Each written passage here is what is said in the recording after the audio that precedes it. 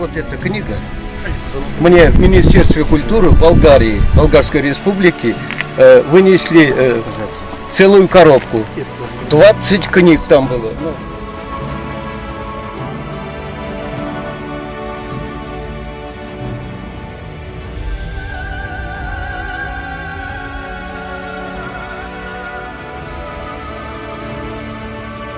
Директор Володя, подойдите, пожалуйста. Это на личное пользование, кстати. А для музея я оставляю еще свою новую книгу «Свет Авитахолла». Авитахол это отождествляется нашим самым древним предком Ратилла. Хорошие, лучшие книги. Чтобы библиотека была у нас добрейшей библиотекой, и детская библиотека была основательная, и взрослая. Я очень хотел бы. Спасибо вам. Большое спасибо, Лев Пантелеймонович. Здоровья, счастья. То, что вы для нашей деревни очень много сделали и делаете. Еще раз большое спасибо. Спасибо. Имя Льва Пантелеймоновича Куракова, доктора экономических наук, академика, государственного деятеля, общественного деятеля, известно далеко за пределами России, он известен в мире. Как своими научной деятельностью, педагогической, организаторской, как организатор высшего образования и, конечно, как видный государственный деятель России. Вся жизнь Льва Пантелеймоновича была посвящена родине, малой родине, Чувашии, России, прогрессу. Будучи ректором, его девизом было сделать Чувашскую республику наиболее образованной. И вот то, что сегодня зрители увидят, люди, которые увидят, то, что я скажу, они, наверное, многое не могут поверить, что в Чувашской республике есть Чувашский государственный университет, который при руководстве университетом академика Куракова стал одним из лучших учебных заведений России.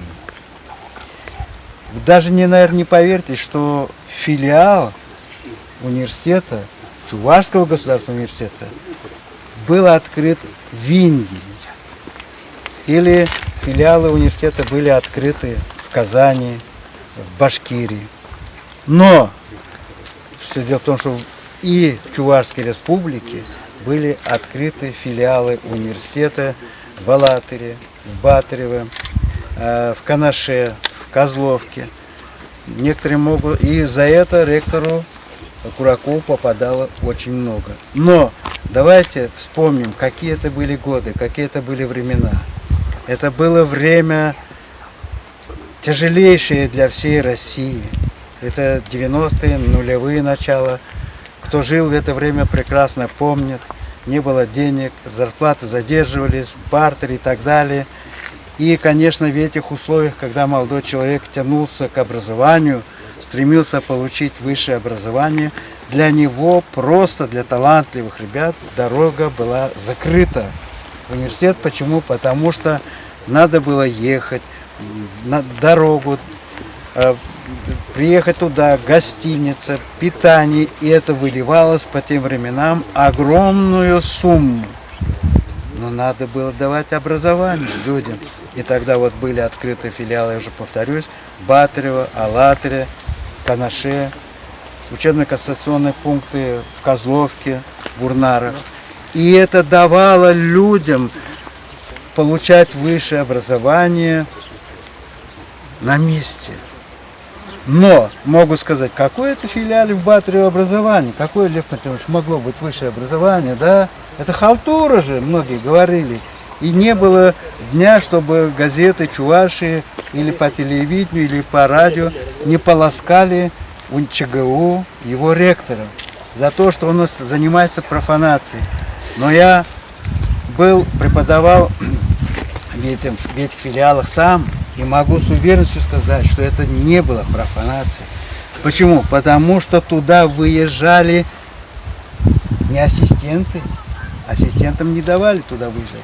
Выезжали либо ведущие доценты и профессора, потому что на селе, на тех местах образование должны были получать достойное.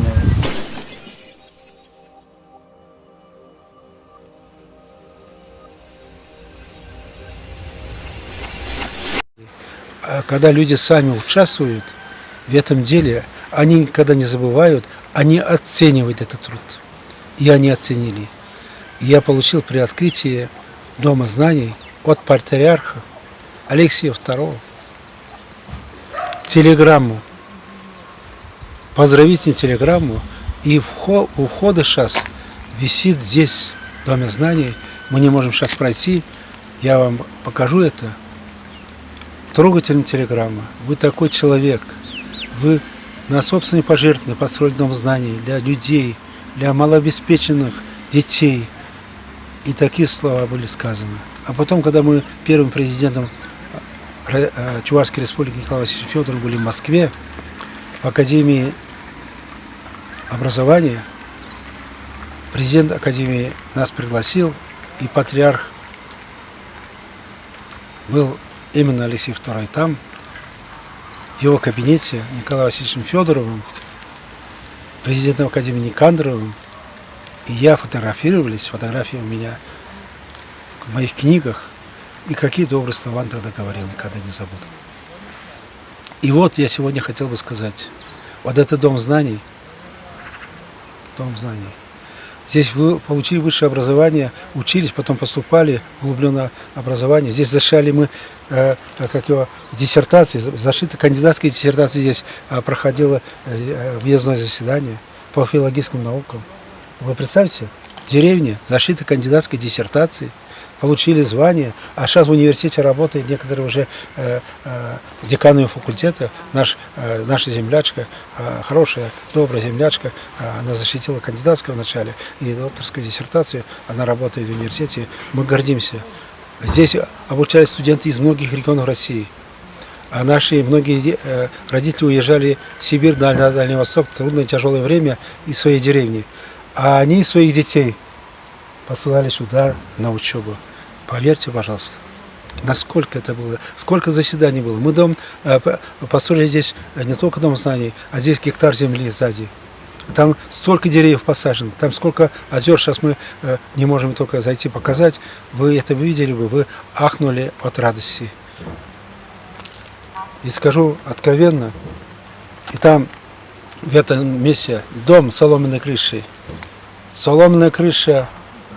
Когда снег идет, буран, летнее время и зимнее время, вернее, буран, в это время мы с мамой выходить не могли, потому что там все закрыто и невозможно было выходить.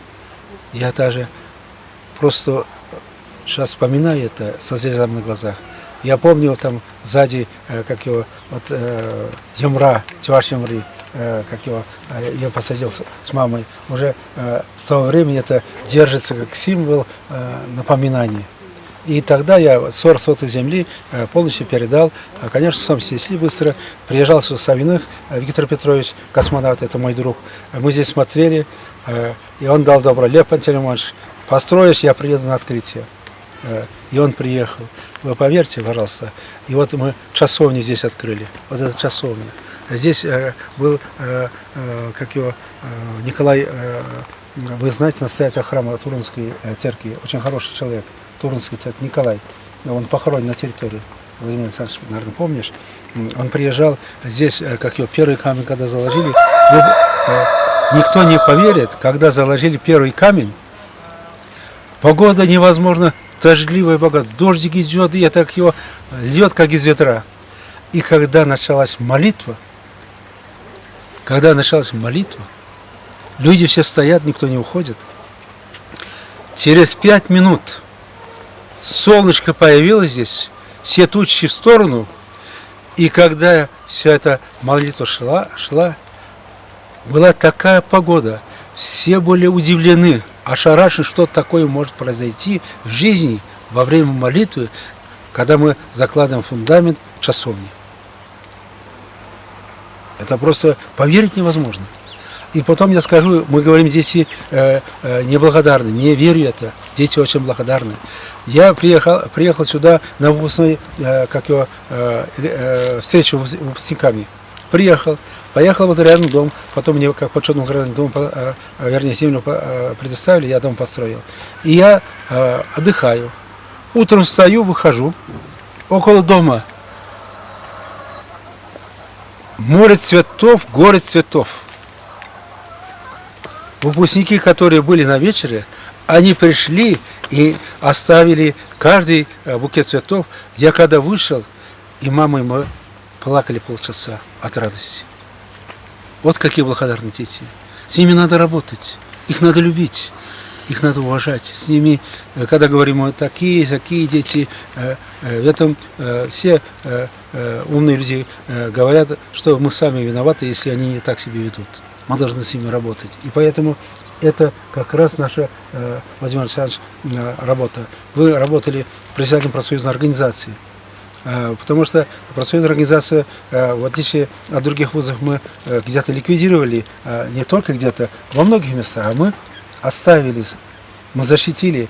И ты, как профсоюзный лидер, защищал интересы людей, приезжал, поддерживал морально, духовно. Я очень благодарен, потому что не я один. И когда человек говорит, я один, ты никогда ничего не можешь.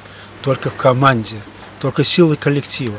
Опираясь на коллектив, на людей, ты можешь решать те планы, задачи, которые у тебя в голове есть. Один ты поле не воин, ты один ничего не стоишь. Какой бы ты умный не был, какой бы высоты полета ты не был, не надо себя хвалить, бить грудь, что я сделал. Нет, делали это люди, а меня тоже вырастили люди, и стал на основе их воспитания, я стал в бедной семье, такой семье, где воспитала одна семья академиком. Без этого, без людей я не был таким. Это невозможно. И это надо всегда помнить каждому руководителю, каждому человеку. Это очень важно. Вот если, как его видели, все посажено, здесь стояла реклама, прием и так далее. И здесь все вот настолько красиво, настолько уютно. И часовня сейчас напоминает о великой силе духа. Здесь, я помню, приезжал вечный огонь из Иерусалима. Приехал. Из Москвы, наверное. Да, из Москвы, Москву привезли. Да. А как его настоятель, отец Анатолий, который был ответственный, кончил академию в Москве, духовную академию. К сожалению, рано ушел из жизни. Он сюда, из Москвы, как его, и один наш земляк, изъярский земляк, полковник милиции, как его, очень благородный человек, привез сюда вечный огонь. Мы зажгли день Пасхи, вечный огонь здесь. Вы представьте себе, какие мы чудеса творили здесь. А здесь было сколько людей, тысячи людей. Ой, как больно, что это сейчас закрыто. Ну, сейчас, к сожалению, очень закрыто, больно. это больно, все переживают. Я внес предложение, возможно, новое руководство поддержит. Делать надо, что-то надо сделать для того, чтобы не имеем права терять мы и так далее.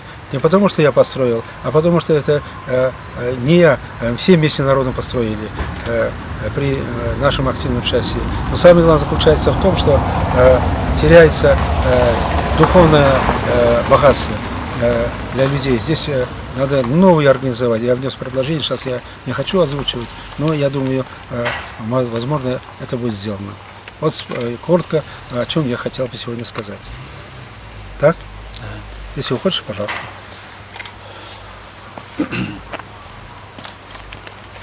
Это большая, значимая история в образовательном пространстве России, в духовном пространстве, в культурном пространстве. Казалось бы, небольшой дом знаний. глубокой чувашской деревни. Но и создал его один человек, академик Кураков. Казалось бы, ну и что? Всего лишь деревня, всего лишь дом знаний. А вот отсюда мы видим глубину тех процессов, которые не позволяют России умирать. Быть Россией сильной, мощной, могучей. Почему? Потому что если бы в каждом селе, в каждой деревне не открывались вот такие дома знаний, а, к сожалению, в процессе оптимизации сегодня закрываются школы. В Марийской республике там сказали, что было 1000 школ, осталось 450. И вот, конечно, когда будут открываться школы, то есть дома знаний, школы, это сила несгибаемости России. Я вот дальше заметил одну вещь, когда мы были там на эстраде, шло торжественное собрание, я показываю одному, смотри, говорю, там около, где площадку делают, построили, детская площадка, одна девочка, она танцует там и записывает себе на видео. Я говорю, вот смотрите, говорю, чувашская деревня, как все это происходит. И поэтому, конечно, Лев Пантелеймонович, это не просто отдельно какое-то маленькое событие. Еще раз хочу подчеркнуть, это очень большое, значимое событие.